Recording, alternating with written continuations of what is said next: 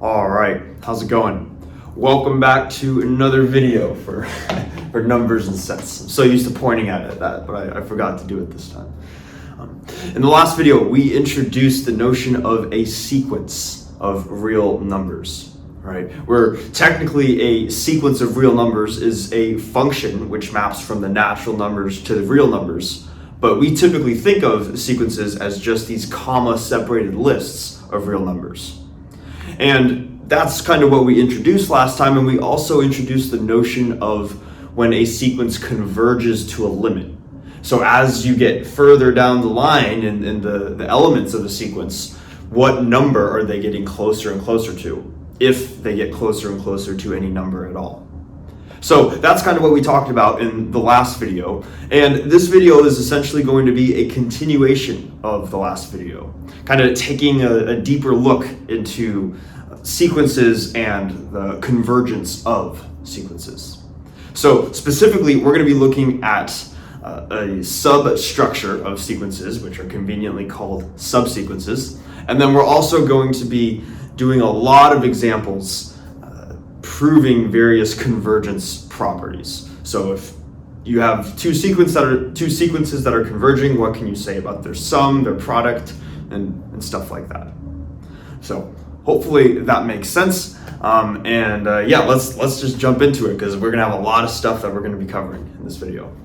So first thing is that we want to take a look at what it means to be a subsequence, right? Because it seems like with a lot of objects that we have in math, there's usually the notion of a sub whatever that object is, right? So like when we were looking at sets, there was a subset. Same thing with sequences. If we can have a sequence, we can have a subsequence. So what I'm going to do is just quickly write out the definition of a subsequence here on the board, and then we're going to go through that together.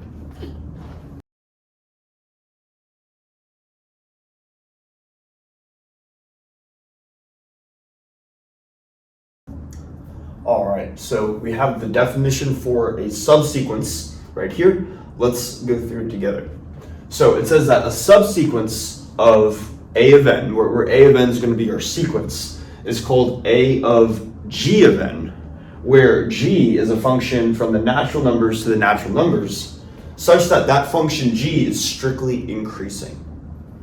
Okay.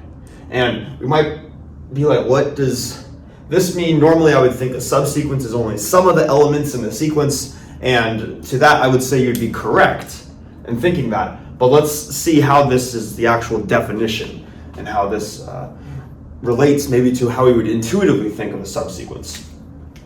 So I think starting with the potentially confusing part is to address this function g right here, which is strictly increasing.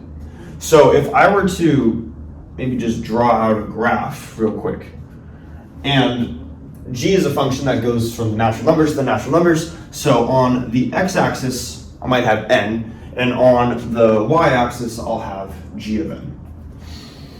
And a strictly increasing function satisfies the property that if we have maybe n1 right here and n2 right here, such that, notice that n2 is larger than n1, then a strictly increasing function must also have that g of n1 is less than g of n2. In other words, the function always needs to just go upwards. It needs to have a positive slope. So if maybe this is n1 and this is g of n1, and then n2 right here corresponds to g of n2 right here. And you'd see that for any point that is further along the x-axis, the corresponding y-axis point is higher. So the slope is always increasing. It's always going upwards. Maybe I shouldn't put the arrow, but yeah. So that's what it means to be a strictly increasing function. And just to write out the mathematical condition, we would say that if n1 is less than n2, that implies that g of n1 is less than g of n2. Okay. And we might be saying, this seems like this makes sense, but why are we saying strictly increasing? And they add the word strictly in strictly increasing because it's slightly different than just increasing. Because increasing is this exact same condition, but you could have a less than or equals to sign here and a less than or equals to sign here. So if it is strictly increasing, that means that n1 needs to be strictly less than n2 and g of n1 needs to be strictly less than g of n2. And visually on the graph, an increasing function could look something like this, where at one point the slope is essentially flat, it's not changing, but maybe that's not the best example, but maybe if I were to do something like that where it's clear that it's flat. This could be an increasing function, but it was not a strictly increasing function because at this point it is not increasing. Okay, so that's what it means to be a strictly increasing function. But how does this strictly increasing function g right here, how does that somehow relate to being a subsequence? And I think the best way to do it is just to go through the first couple elements of a simple example. So if we have a sequence that starts with A1, A2, A3, A4, A5, and we wanted to, and let's say it keeps on going, like this, and let's say that we want to just pick out all of the elements that have a prime subscript. So in the first 5, the prime numbers are 2, 3, and 5. So maybe we only want to look at these 3 elements rather than all 5 of them. What we could do is we could construct a function g. Let me come over here. We could construct a function g that only selects the various prime subscripts. And the way we would do that is, I'll write it over here. We could say that g of 1 is the first prime number. G of 2 selects the second prime number. G of 3 selects the third prime number, and so on. So then, if we were to look at the subsequence A of g of n, we would have A of g of 1, A of g of 2, and A of g of 3, like that, which corresponds to just A2, A3, and A5. Okay, and so hopefully that makes sense, that how we can sort of just come up with a function that selects only some of these elements, and you're going to notice that this function is strictly increasing. If we were to just draw out these first 3 data points on this graph right here, maybe let's do that just so we can see that it is strictly increasing if we don't see it already just from the function values. But let's see, this is going to be, let me erase these. So maybe we have 1, 2, 3, 4, 5, and then here we have 1, 2, 3, 4, 5, something like that. And let's see, so the first value, when n is 1, corresponding g of n is 2. So this would be 1, 2. That would be this data point. Then, let's see, when n is 2, when n is 2, g of n is g of 2, which is 3. So the next one is 2, 3, like this. And then when n is 3, g of n is this, which is 5. So when this is 3, this is 5. And we see from these data points, if we were to connect the dots, which we probably shouldn't be connecting the dots if the function's only defined from n to n. But hopefully, just to see the pattern, we can see that it's going upwards at least, right? So that is kind of the technical way of defining a subsequence, that it is constructed from a strictly increasing function. That being said, though, too, we should still have in our head that a subsequence of a sequence is just some of the elements pulled out from the original sequence. Like, that's how we should intuitively think of a subsequence. And the reason why they have the strictly increasing part is so we don't change the order of the elements. Notice that we couldn't have A3, then A2, then A5.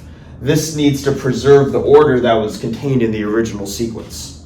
And the fact that G is strictly increasing is what allows us to do that. Okay, so hopefully all that makes sense. Just kind of want to make sure that we have the actual definition for a subsequence right here. And that kind of takes care of the first concept that was going to get covered in this part of the video. What we're going to be doing now is we're going to say, okay, we've taken a look at subsequences, but we also talked a lot about convergence in the last video. And getting practice with proofs involving convergence is really, really essential, especially if you're going to go into taking math classes on real analysis and stuff like that. So what I'm going to do is I'm going to erase the board, and then we're just going to prove a lot of properties, pretty much spend the rest of this video proving various properties about converging sequences. So let's do that now.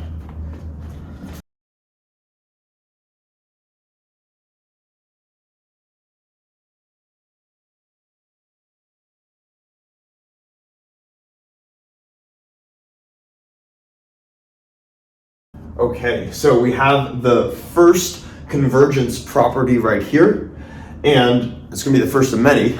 And we also have the definition for the convergence of a sequence right here. So if a sequence A sub n converges to a limit L, this was that long mathematical definition that we introduced in the previous video that we said we're going to be using a lot. So we want to make sure that we have it written up here as a tool to reference. Okay. And I think before we jump into this, there's one more tool that we're going to want to introduce that we're going to be using through the rest of the proofs in this video.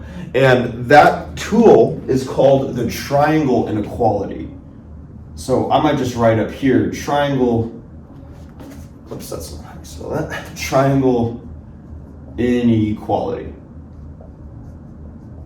And the triangle inequality, that's a triangle, essentially says that the absolute value of x plus y is less than or equal to the absolute value of x plus the absolute value of y. Okay, so this is going to be true for any two real numbers, which is what we're working with. And hopefully this somewhat makes sense. This is somewhat intuitive, but the way that we can probably think about this is that this less than or equals to sign is going to just become an equal sign if x and y have the same sign. So if x and y are both positive, or if x and y are both negative. And maybe the best way to see it is with a specific example. So maybe I'll just do something really quickly over here. Let's say x is positive 3 and y is positive 5. Then absolute magnitude of x plus y is going to be positive 3 plus positive 5. And that should be less than or equal to absolute magnitude of 3 plus absolute magnitude of 5. And on the left-hand side, this is just 8. Absolute magnitude of 8, which is just 8. And absolute magnitude of 3 is 3. 5 is 5, so 8 is less than or equal to 8. So we see that the two sides of the equation are equal if the signs are the same. You can do the same with negative numbers. But if we were to all of a sudden change the signs, so now they have different signs, so one is positive and one is negative, that's where we're going to see this inequality turn into a strictly less than sign. So that's why we have both right here. So all I'm going to do now is just to introduce the minus sign in both spots. And on the left-hand side, we want to first evaluate the quantity in absolute magnitude, or in the brackets. And negative 3 plus 5 is 2, or the absolute value of 2. And on the right-hand side, taking the absolute value of negative 3 is positive 3. And then absolute value of 5 is 5. So then we get that 2 is less than 8. So we see that the signs differing causes this to be less than. But hopefully that makes sense that this is going to be true in general. I mean, we're going to use that quite often. Okay, with that being said, now let's get into property 1. That was like property 0. Or I shouldn't say property 0, but anyways. Let's read this. So this says that if a sequence a sub n converges to a limit a, and that same sequence a sub n converges to a limit b, then the only way that's going to be true is if a is equal to b. In other words, if a sequence converges to a limit, that limit needs to be unique. So the only way it can converge to two different values is if those are the same, really the same singular value. Okay? And that might seem obvious, and I should mention too, with a lot of the proofs that we're going to be going through, some of the properties might feel obvious, but again, I emphasize that we're not doing this to maybe learn something groundbreaking, where the result itself is groundbreaking, but rather we're getting practice using this definition of the convergence of a sequence, because that's what it means to really prove something. So it's getting practice with this rather than the statement itself. That's what the value of this is. Okay, let's go through proving this. So we're going to do a proof by contradiction, where we're going to say that rather than if these are true, then A is equal to B, instead we're going to say if these are true, then A is not equal to B. In other words, these are different numbers. And if these are different numbers, then one's going to be greater than the other. And it doesn't matter which one we choose, but let's maybe just pick one arbitrarily, and we'll say that we can assume maybe B is the larger one. So B is greater than A.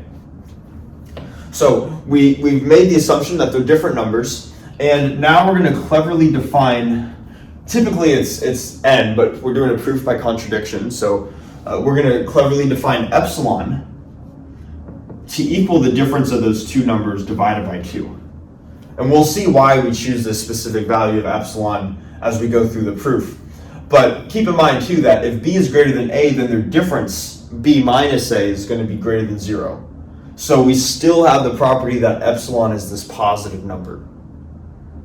Okay, so this is how we can define epsilon. And now what we want to do is what we can do is we can use the information that is provided. We are told to assume that these are true. So let's use these according to their definition right here.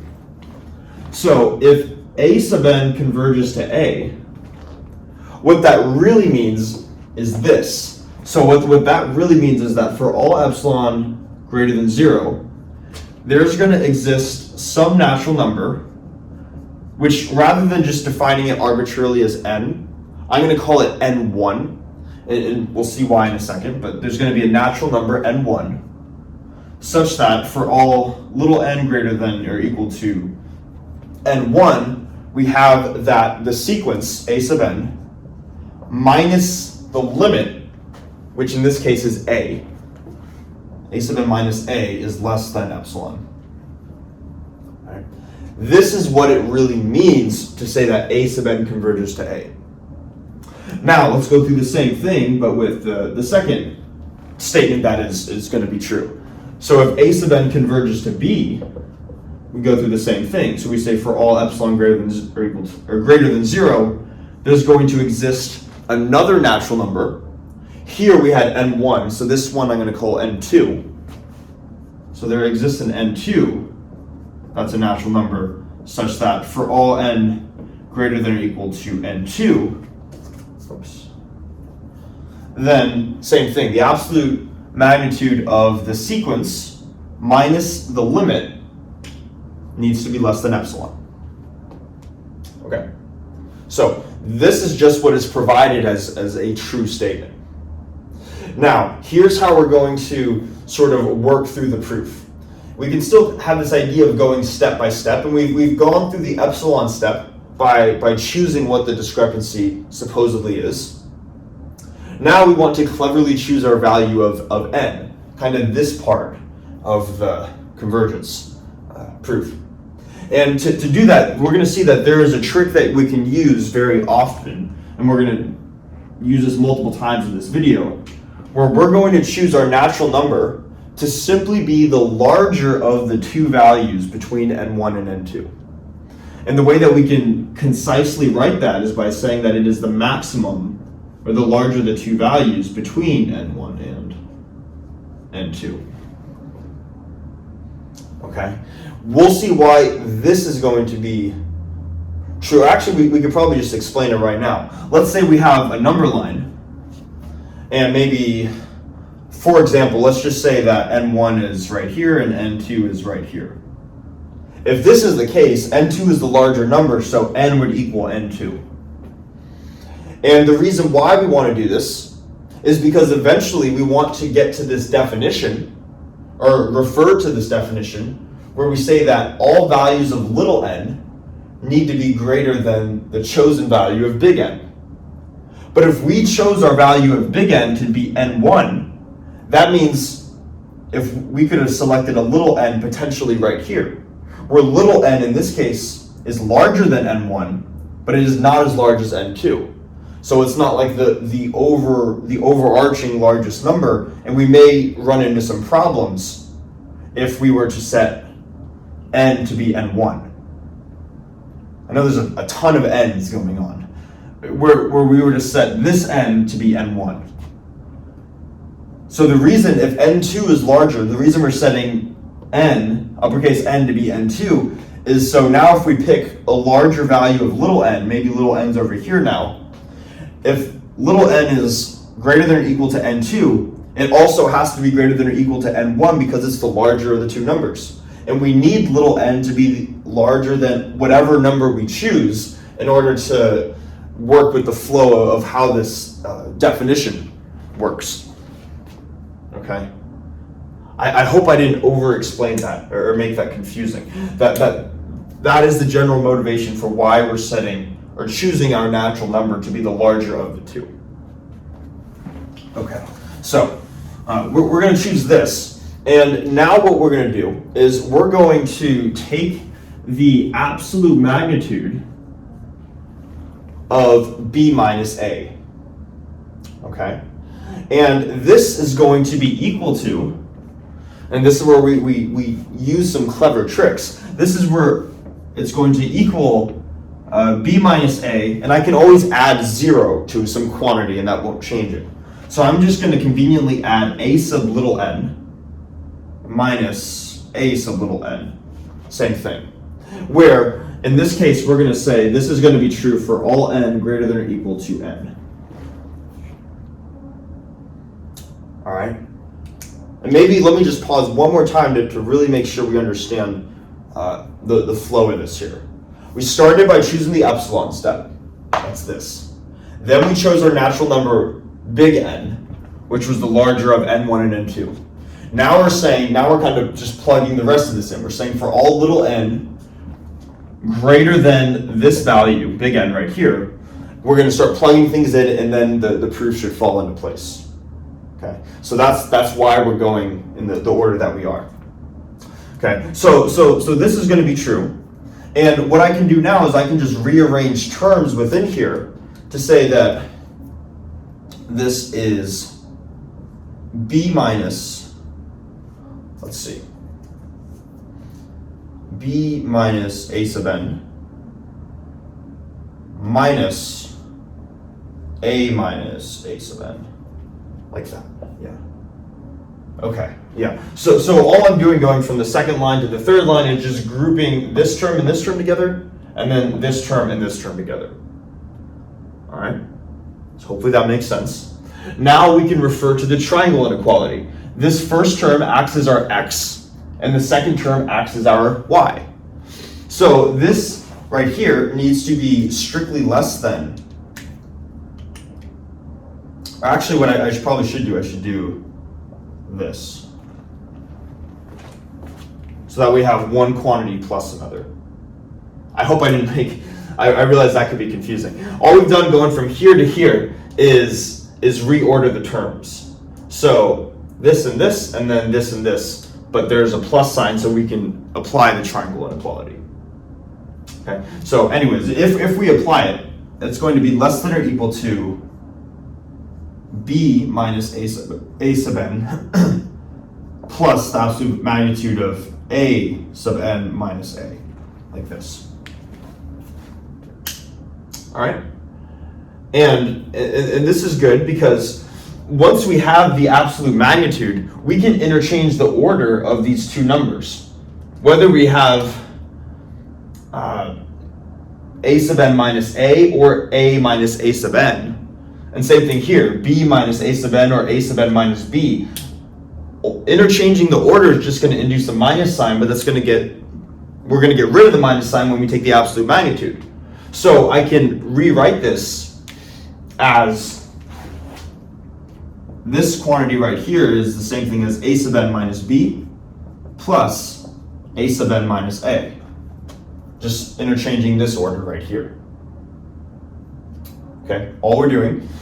Now, using the statements, and we're almost done. I know there's a lot going on, but we're getting a lot of practice with this, right? Using these two statements in the beginning, this is what was provided to be true. If this is true and this is true. We know that a sub n minus a is less than epsilon, a sub n minus b is less than epsilon. So this quantity right here needs to be less than epsilon, and this quantity right here needs to be epsilon, so the sum of the two also needs to be, the sum of these two needs to be less than the sum of these two. Or another way of writing this is just 2 epsilon. Okay? Hopefully we're still following the individual steps, and I promise that we're almost done, because if we remember at the very beginning, this particular choice of epsilon right here, we said epsilon was b minus a divided by 2. If we multiply 2 to the other side, then we just say that b minus a is equal to 2 epsilon, like this. And this is why we chose epsilon to be this very convenient value, because if you notice, we have 2 epsilon right here and 2 epsilon right here. So another way of writing this quantity is just b minus a. So what we have shown, and we've made a lot of statements going from here all the way over here, but we're saying for all little n greater than big N, the absolute magnitude of b minus a is inherently less than b minus a. And how can that be true, right? That there's no way that can be true. If b is larger than a, this is a positive number, and that should be the same as this positive number. But this cannot be less than this. They have to be the same, which means that we had a contradiction in the first place by assuming that these weren't equal. Therefore, a has to equal b, which satisfies the first property. It's a lot, right? And this is why we're getting practice doing this, because when it comes to solving problems on the problem sets, this is the type of logic that we want to think about. And part of this was going through the triangle inequality, and I'm really trying to be thorough with this. We're going to keep going through many more properties, but we'll slowly speed up through each property as we get more comfortable with all of this.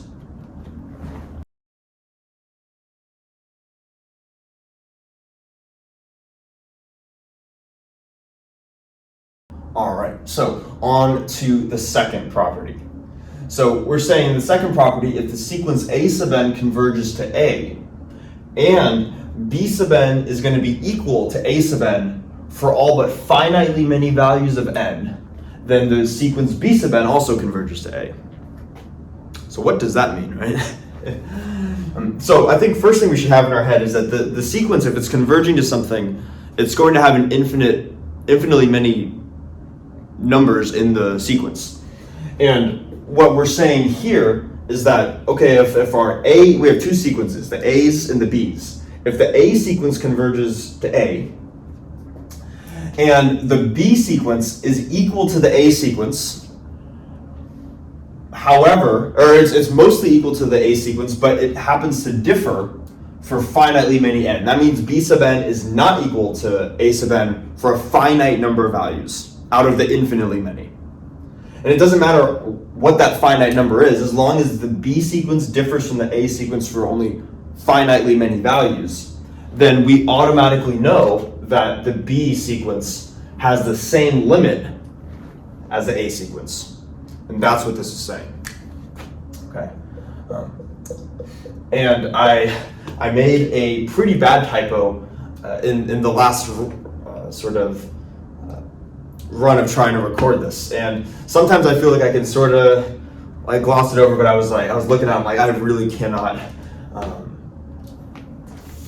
make that mistake again. It was specifically with how I defined. I'll explain when I get there. But anyways, let's go through the proof. So we're not going to do a proof by contradiction, and because that's kind of nice because we can follow this definition as a blueprint for proving things in a more straightforward manner. So first thing that we're going to do is define our epsilon just to be greater than 0. Very common. So we say let epsilon be greater than 0. Checked off that part.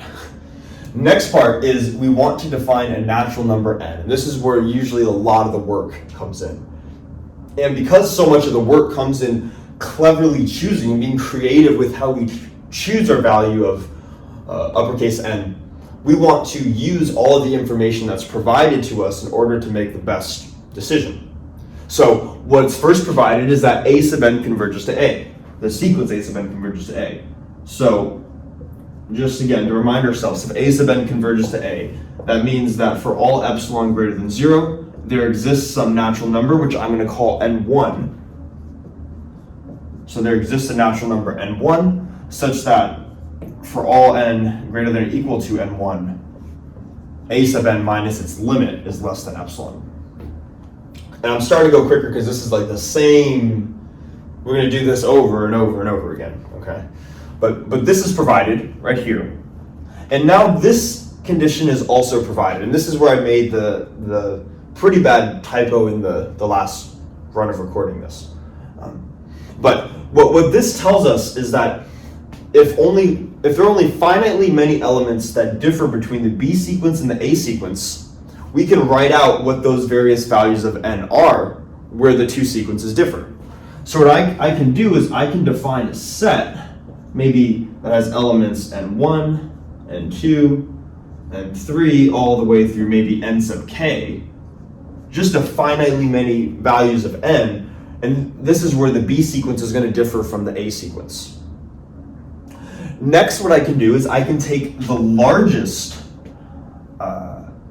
the largest element out of this set, so I can take the maximum of this set.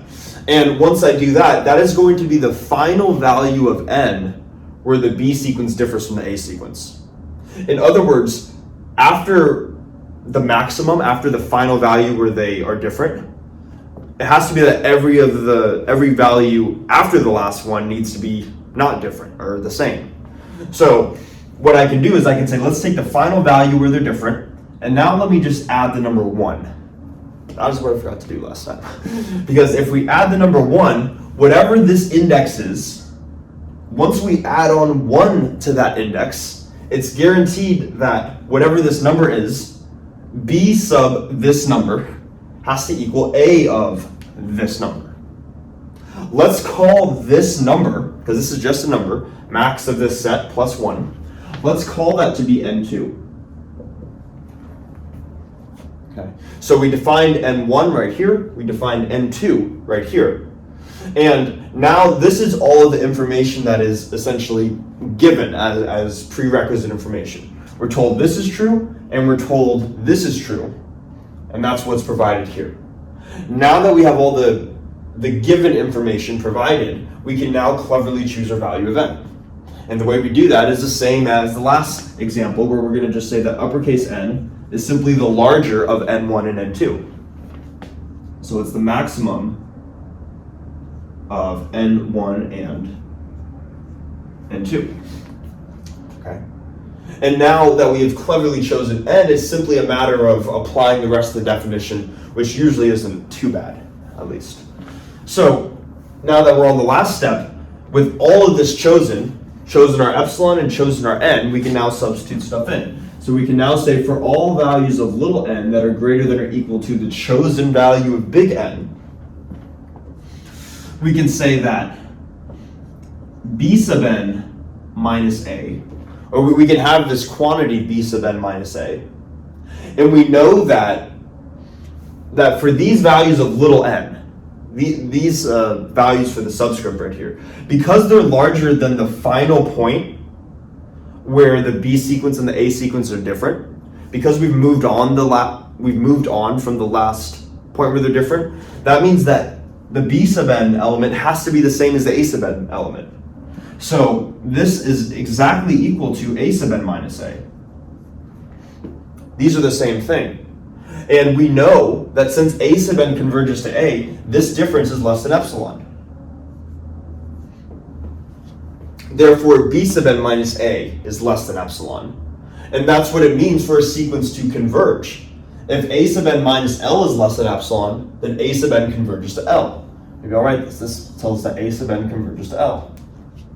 So if b sub n minus a is less than epsilon, that tells us b sub n converges to a, which is what we were trying to show. Okay, so hopefully that makes sense. Let's keep going on to property number 3.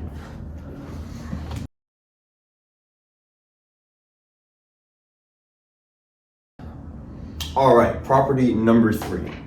So if a sequence a sub n is equal to a for all values of n, then a sub n, and I should probably write converges to a. Is that what they're saying? Yeah, a sub n converges to a. Yeah. And this one might seem really obvious.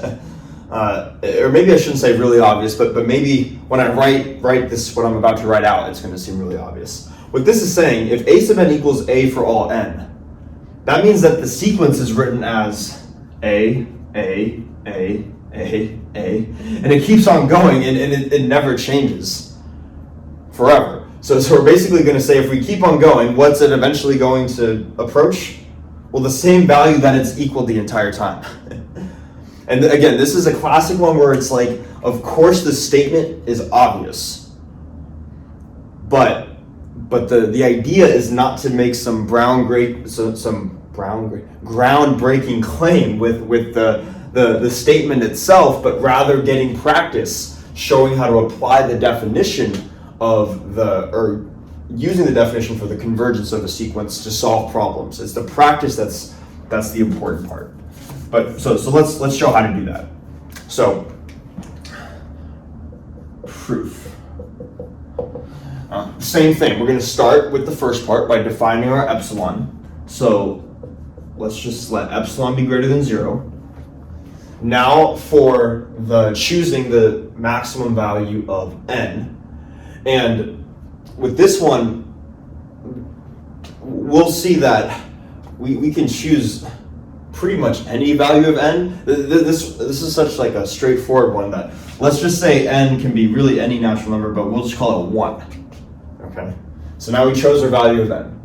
So now that we've chosen our epsilon and our n, we fill in everything else. So then we say that for all n greater than or equal to our big N, which in this case is just the number 1, then we can say that a sub n minus a, this needs to be less than epsilon, right? Where epsilon needs to be less than some positive number. But what is a sub n minus a?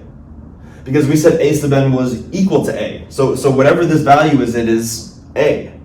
So what is the absolute value of a minus a? It is 0. And 0 is less than any positive number. So since for all values of little n greater than or equal to big N, such that the sequence is less than the limit, or sorry, the sequence minus the limit is less than the discrepancy, therefore a sub n converges to a. Again, that's how we use the definition to actually prove these things. And again, so some of these are, I know these might seem trivial now, but they're going to get more complicated. Not just by the end of the video, but also in the homework sets. So hopefully this makes sense. Just going to keep on going. I think we have, how many total? We have 7 total. I want to get through all 7. I'd rather explain all of these properties than under-explain them. And rather have so much practice with this that it feels like it's easy rather than and boring rather than challenging and confusing. So I guess let me write this out and then we'll go through this proof.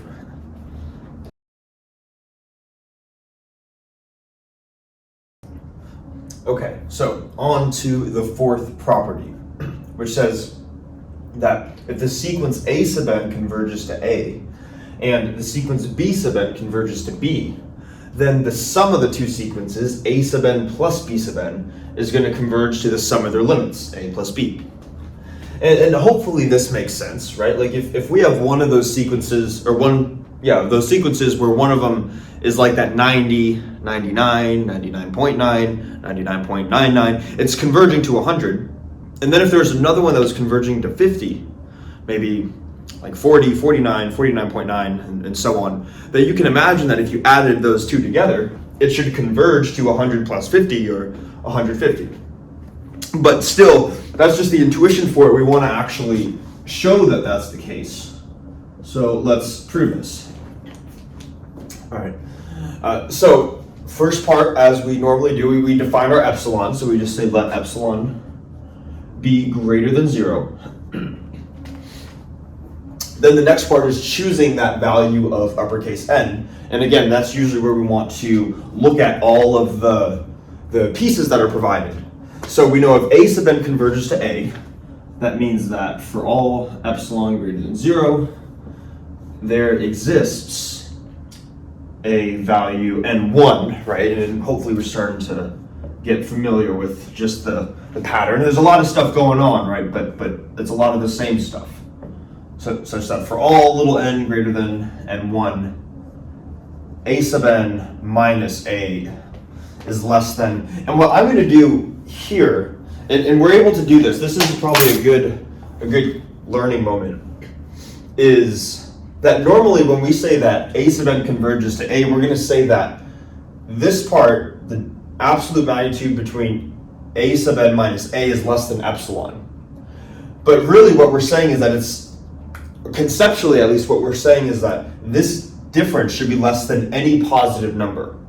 If A sub n eventually reaches A, this should be less than any positive number. So really what I can do is I can put another number besides epsilon by itself, and as long as it's a positive number, then it's still a valid thing to do. So what I'm going to do is I'm going to put conveniently epsilon over 2. Okay?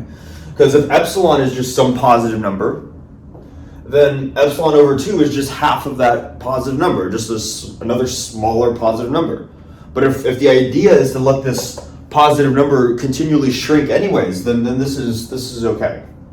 So this is the A sub n converges to A condition, and then likewise for B sub n converges to B, same idea, right? There's going to be, for all epsilon less than 0, there's going to be an N2, which is a natural number, such that for all n greater than or equal to N2, and now just change this part a little bit, we're going to say B sub n minus B is less than epsilon over 2, like that.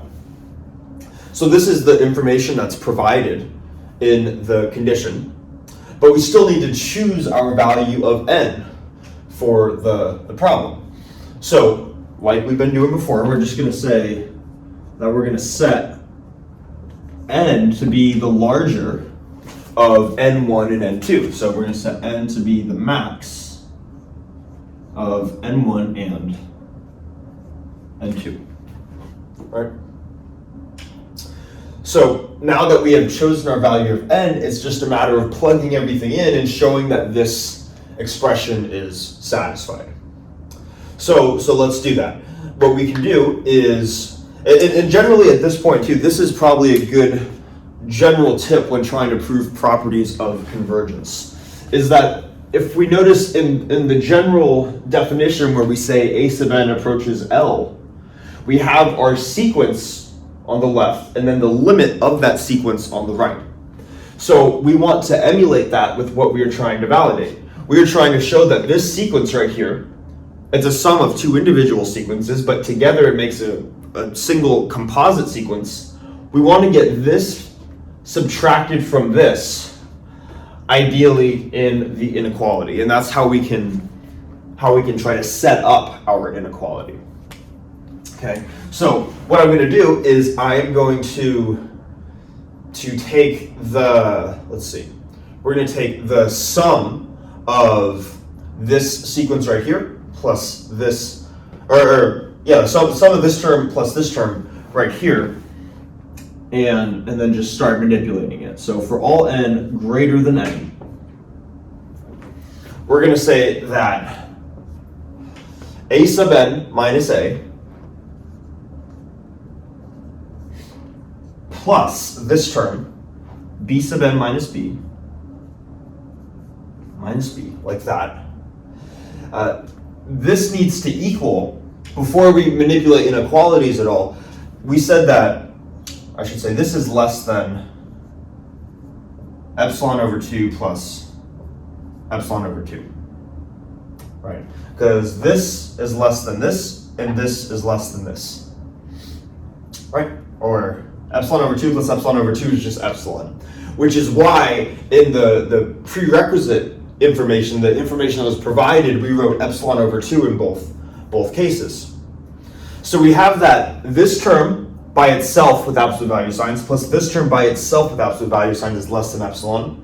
But we also know by the triangle inequality that if we were to combine these together, rather than having two terms separately in absolute values, we combine them together, we could say that, let me do this, we could combine them and get that a sub n plus b sub n minus a plus b. This is just combining them under a single set of absolute value signs. This is less than or equal to the sum of those two individually plus b sub n minus b. That n a little bit better. All right, so triangle inequality, but then we said that this was less than epsilon. Therefore, we have essentially just shown what we wanted to show. We wanted to show that this sequence minus its limit is less than epsilon. Therefore, this sequence converges to this limit. Okay, so just another instance of applying the definition for the convergence of a sequence. All right, so hopefully we're starting to see the pattern here, right? And how we can be clever in defining things. So what I'm going to do right now is erase the work right here, and then we're just going to finish off the last three.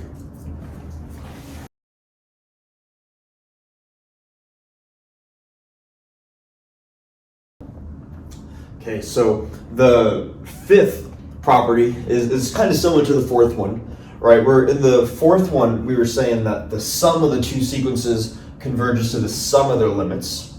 Now, basically, we're just saying that the product of the two sequences will converge to the product of their limits. Okay, so same thing, just going to keep on getting practice. And what I'd recommend doing too is to try, this is probably not the best example because you'll see that you have to be very creative in how we define certain numbers, but to try to come up with some of these proofs yourself, if you feel like they're starting to get repetitive.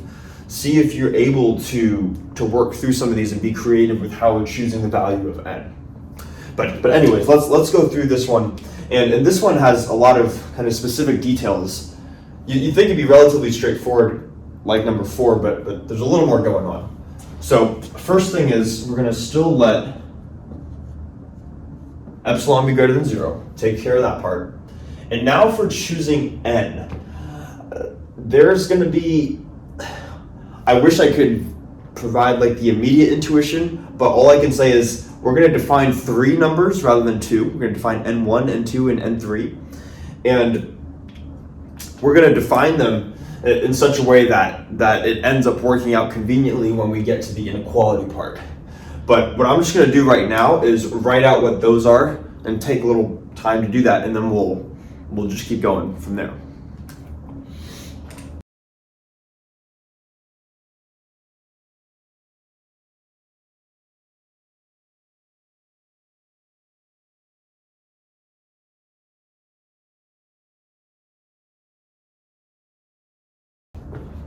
Okay, so we have these values for n1, n2, and n3, and these are very, very specific, but we'll see why this all makes sense once we finish the proof. But essentially there's an n1 such that a sub n minus a is less than this quantity, and notice that with this and then also the next one, that there's an n2 such that b sub n minus b is less than this quantity. In both of these cases, we're still saying that it's less than some factor of epsilon, but we're just dividing it by a real number. And in the case where we're making these numbers really, really small, we're allowed to do this. It doesn't need to explicitly be epsilon. We can creatively choose different factors however we'd like. So we have this freedom, and it's important to know when working through problems that you have the freedom to multiply or divide by some constant, and it's still going to be okay.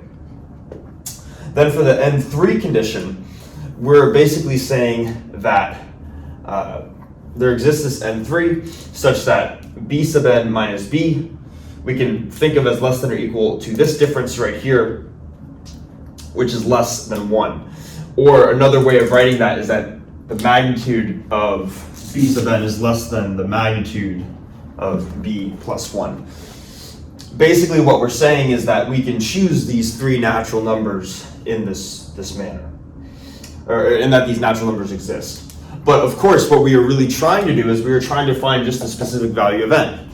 So what do? We do the same thing that we've been doing with all of the other cases where we just now set n to be the maximum of those three numbers, and for the same reasons as the other cases.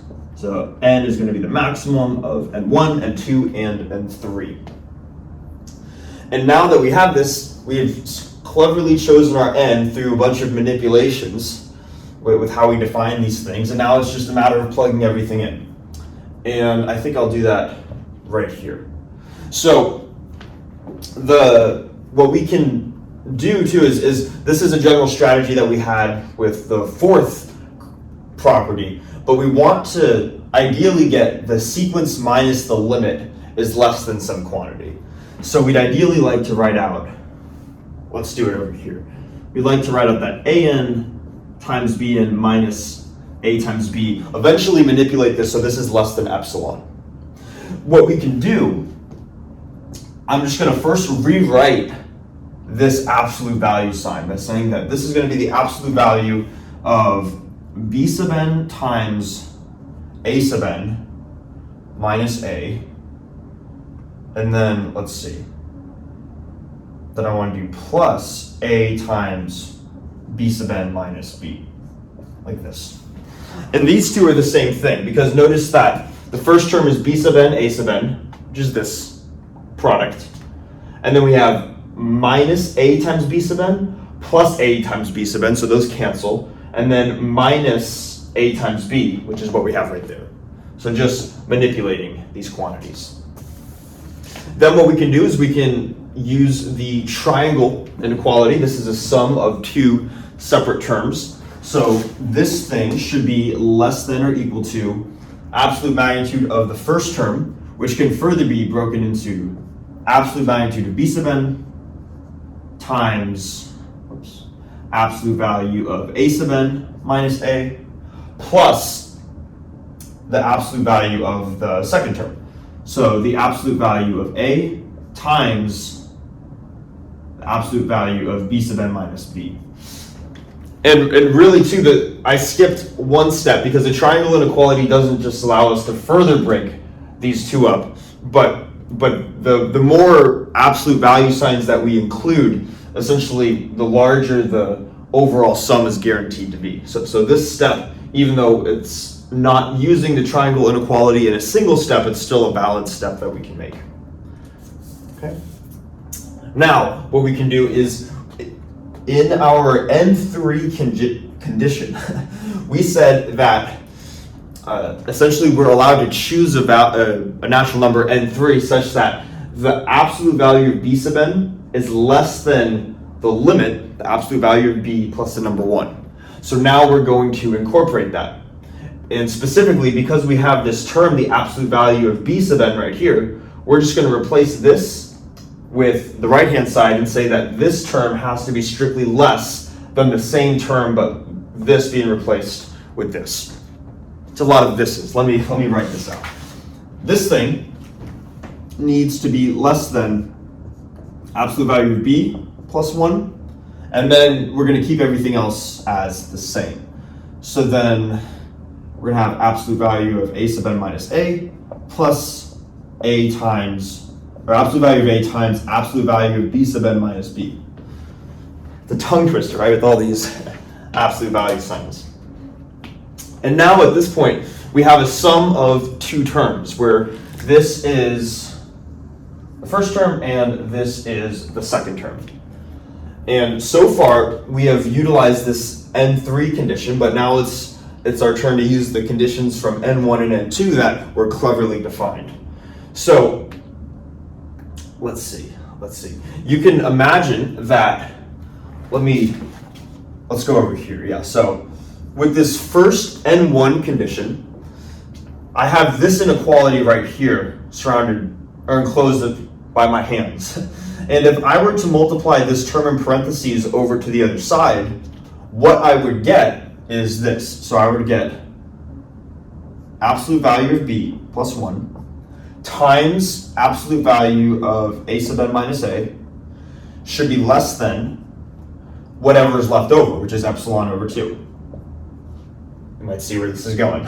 And we can do the same thing with the n2 term,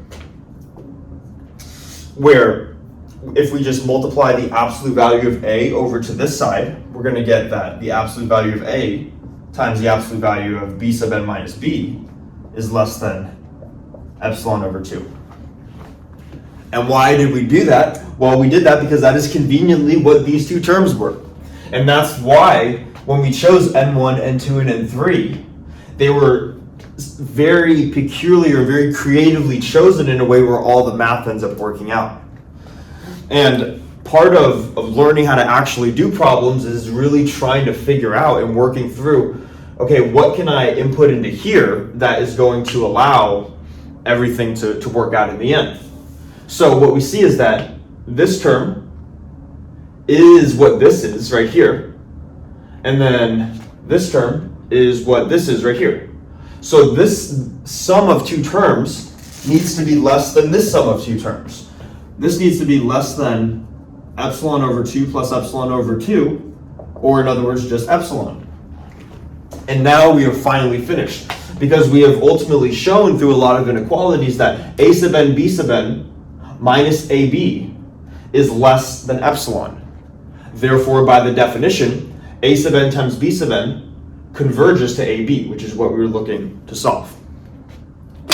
Oops. So this one is a little bit more creative, and you can see where the creativity needs to come in and where we need to try to manipulate and play around with things. Of course, I'm just writing out the solution without going through sometimes the thought process of how do you choose these, because a lot of times it's just a matter of trying to come up with strategies, whether it's guessing and checking or being able to recognize patterns where we're able to figure out what these conditions need to be. But hopefully you see that you got to be creative. It's not this rigid thing. We can be very creative in how we define these n1, n2, and n3 values in order to get the definition of convergence that we want. Okay, so let me erase what we have, and then we're going to write out condition 6, 2 more, and then I think we'll call it for this video. It's probably going to go long enough already, and we're probably sick of the convergence proofs, but hopefully it's starting to make more sense.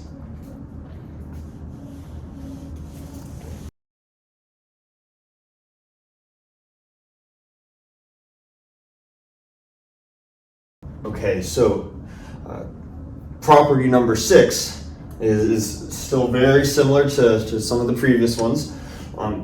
It's essentially the division one, right? Where we're saying that if a sub n converges to a, where a is not 0, and for all elements of this sequence, each of the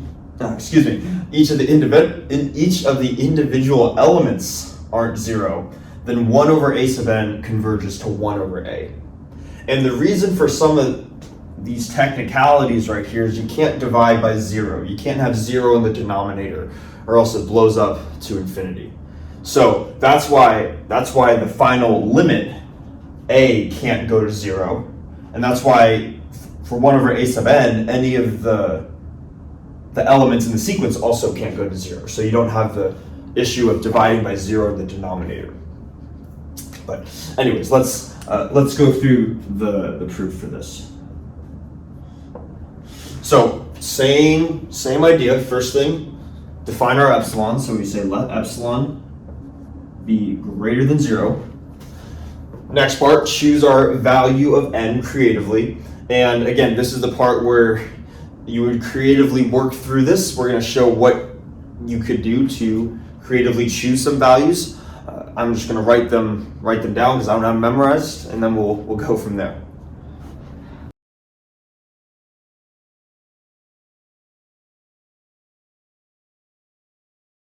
All right, so we have creatively chosen these values of n1 and n2, and then once we have defined what these are in terms of these inequalities, these numbers exist so that these inequalities are true. We just pick our value of n the same way we have been doing in all the other ones, where we take just the larger of the two values. So n is going to be the maximum between n1 and n2. And now it's just a matter of saying, okay, we've now chosen our value of n.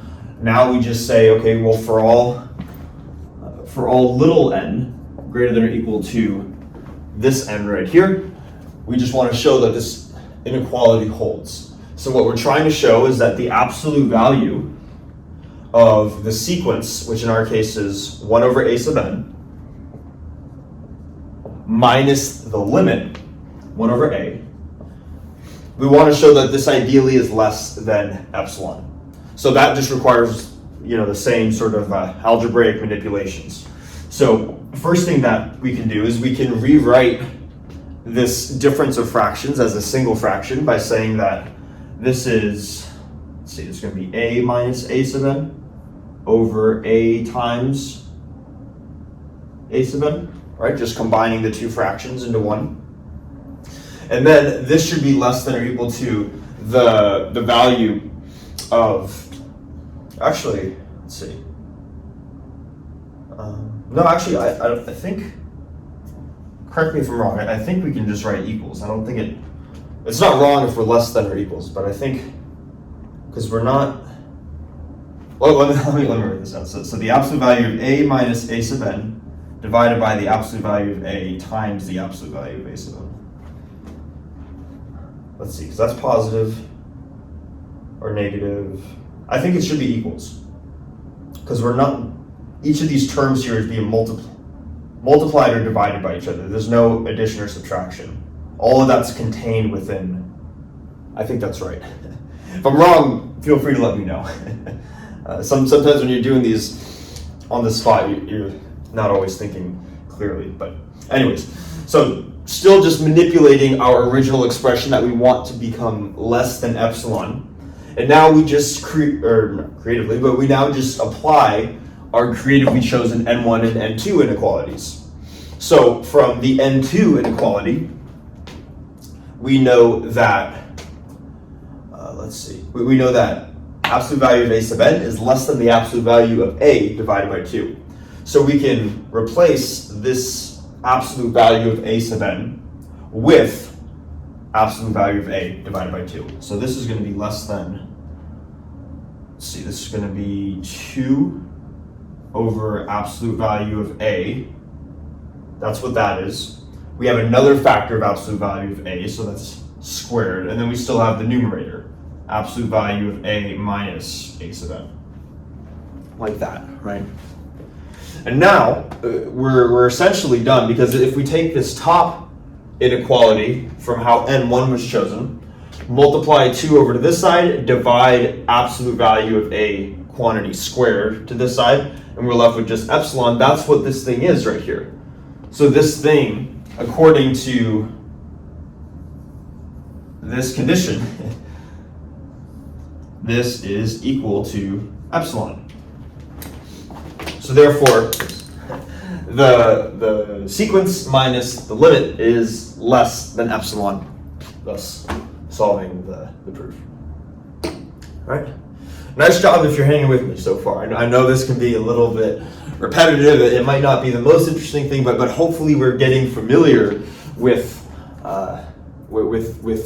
figuring out how to use the expression for convergence, because it's very important.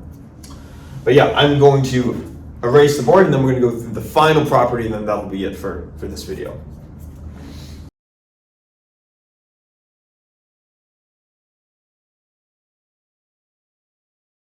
All right, so on to the last property of the video, and congratulations if you made it this far, right? I personally like this last property too. It's called the sandwich theorem, and so it's got a fun little name to it, and I think it'll make sense why it's called the sandwich theorem as we go through it. So it says, if we have a sequence A sub n that converges to A, and we also have a B sequence, B sub n, that converges to A, and for every element in the sequence, A sub n is less than or equal to C sub n, a third sequence, which is less than or equal to B sub n, then the intermediate sequence C sub n also converges to A. And the idea behind this is that if we have these three sequences of the A's, B's, and C's, and A comes to the same value, and A comes to one value, B comes to the same value, then it's sandwiching any intermediate sequence to also converge to the same value. It doesn't have a choice. If the one supposedly or potentially less and the one potentially greater are going to the same, this has to go to the same limit as well. That's why it's called the sandwich theorem. Okay.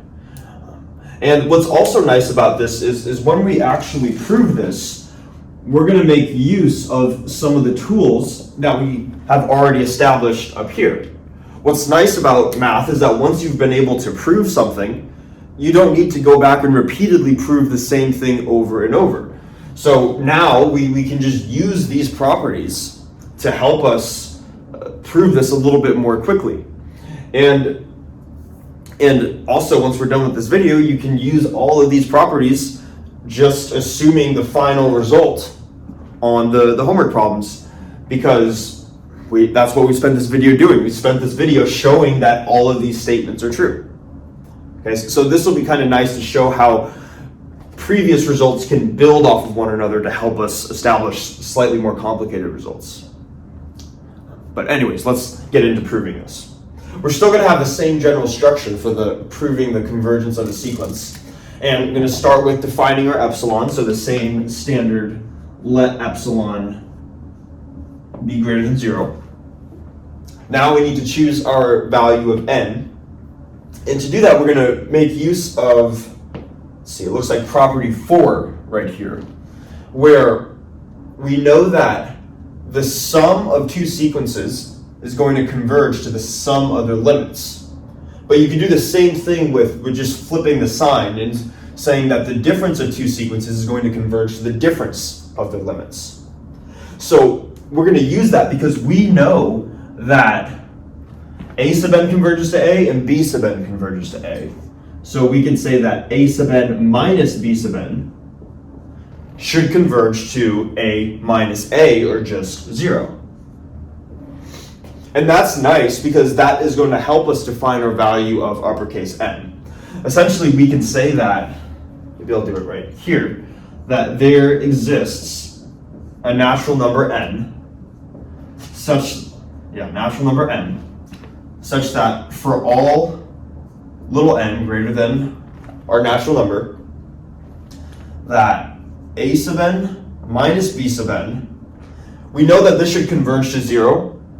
So another way of saying that is the sequence minus the limit is less than epsilon. Or in other words, absolute value of A sub n minus B sub n is less than epsilon. Right? And maybe actually to make this, because I can just interchange, here, let me do this. Let me rewrite this. A sub n minus B sub n minus 0, I can ignore the 0. And the order in which I subtract doesn't matter because I'm taking the absolute value signs. So I'm going to write this as absolute value of B sub n minus A sub n is less than epsilon. All right. So this is how we have chosen our value of n right here. And now we're just going to perform a couple more manipulations.